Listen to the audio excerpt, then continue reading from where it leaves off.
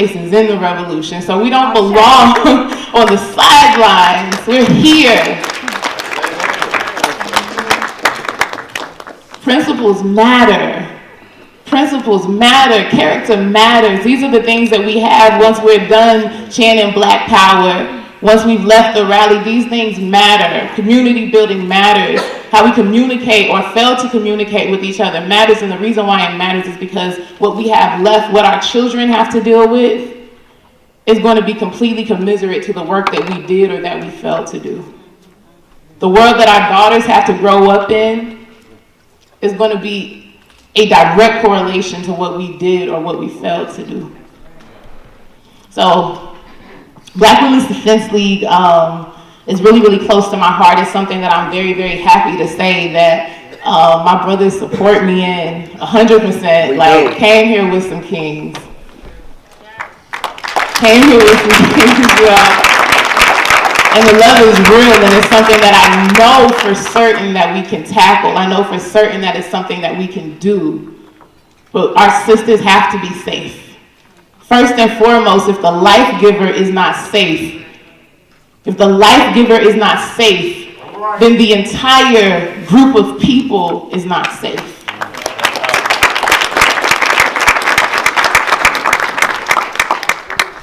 Why Chicago is crazy, why Detroit is crazy, it's vigilante season.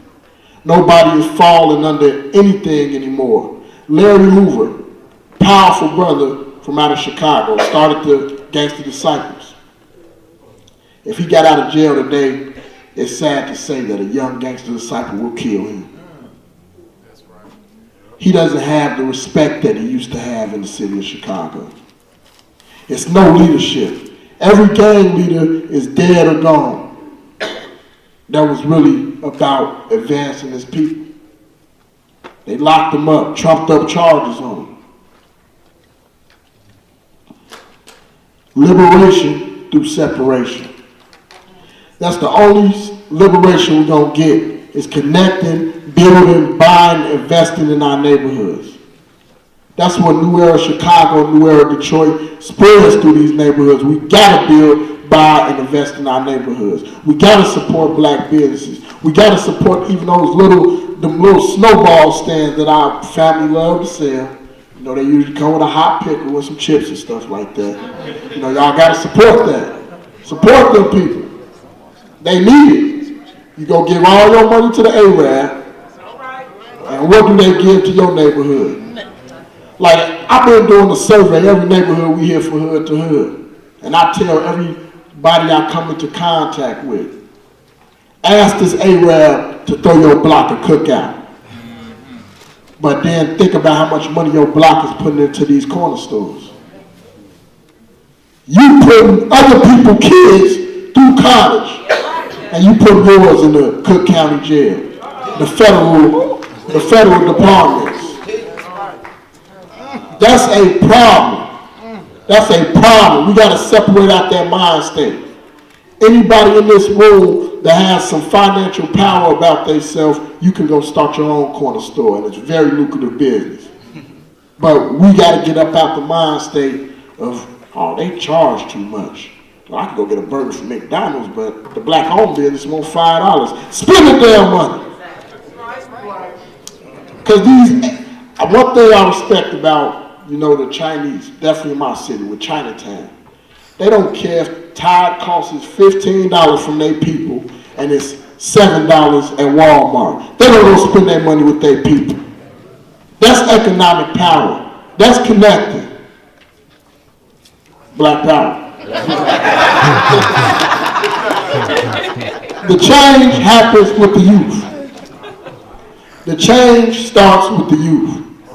We are, as you look at some of these beautiful people that's on this panel, we are where the change starts at. We are the ones that's active out in our communities, but it's always somebody that got something to say about the youth. When we show y'all, we could be doing anything else, slanging, banging, whatever, but we here leading this movement for Black liberation. Black power! Black power! Freedom, freedom, freedom! Getting rid of the passive ways of thinking. Now that's real detrimental in the black community because we talk about gangbangers who, if I grabbed your nuts, slammed you on the car, you gonna kill me. You gonna get in the car 4 deep and try to blow my head off. But the police do it to you every day and you won't even pinch them. That's that is the slave mind state. And it's a new era. It's a new era. We cannot do the same things that a lot of elders paved the way for us to do. You know, I study my elders. I study those before me, but I also study where they failed at. So it's a new era. Us young brothers, we are setting the bar. We're going to have to do some things that y'all going to say, man, y'all radical. Well, that's what needs to be done to change our situation. So I'm going to be radical all day, every day. Changing the narrative. We are not going to let nobody tell us about our people. Don't let the news tell y'all that they shooting over there in Inglewood, they thugs. That's right. No, that's not what it's going to be. We're going to go over to Inglewood and get to know these brothers and reach out to them. And you make your own. That's right. You make your own ways of thinking of what this person is. You make your own ways of characterizing your people. Do not let these media characterize your people. That's right. And keep the dollars in your community. We got to keep these dollars in our community. We got to keep these dollars in our community. We got to practice group economics. We got to get involved with each other. We got to show each other we love them. Like 6 years ago, I was a man on a mission. And I'm the type of person that the government doesn't want to see come out of the prison system. And I believe that there's a untapped resource that we're not tapping into. Most of us have family members, friends, and loved ones who are languishing in jail cells all across the country. Is that correct? Correct. So now, with the amount of time that these young men have to sit back and read information and ponder on where they want to go in life, it seems as though sometimes on the outside, we are not doing enough to cultivate the minds of those individuals who are suffering. And thus, produces the cycle of recidivism that keeps perpetuating itself because us on the outside are not realizing that we can actually start a revolution by reaching out to individuals in the prison system. In South Carolina, I live in Klan country. And unlike some of you who are here in the North, you're not privy to walking out your door and seeing people with Confederate flags raised and honking their horns and terrorizing people in the community, all while waving a Confederate flag, screaming white power with a Nazi symbol on it. That is something that you probably aren't used to seeing. But yet and still, I live this reality every single day.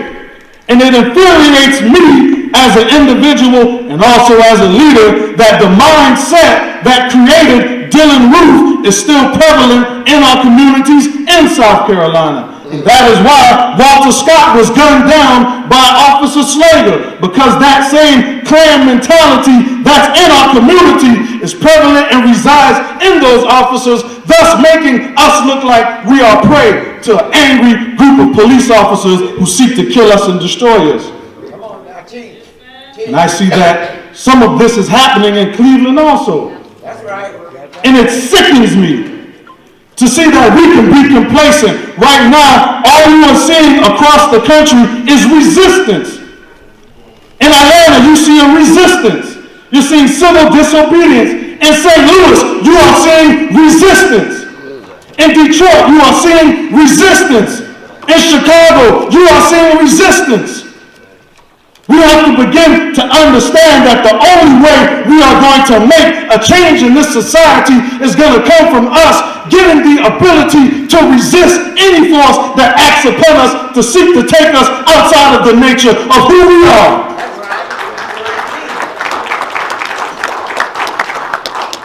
And some people look at me like they're crazy. They say, Shakim, you went to prison and you lost your mind. No, I went to prison and I found my mind. And I'm going to leave it like this.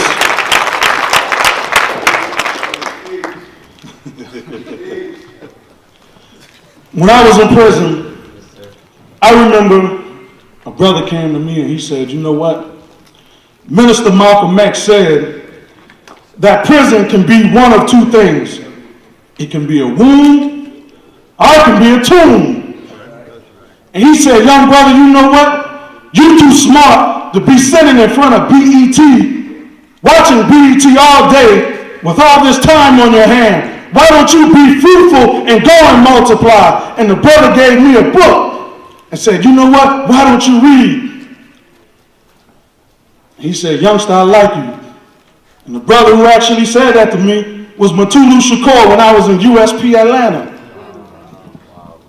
And from that point on, I decided that I was going to give my life for the struggle. And I was not going to let anything forestall the efforts of me coming out in the community and making a change. And guess what? The mayor will not stop me. The police chief will not stop me. Nobody will stop me. And guess what? Either one or two things are going to happen.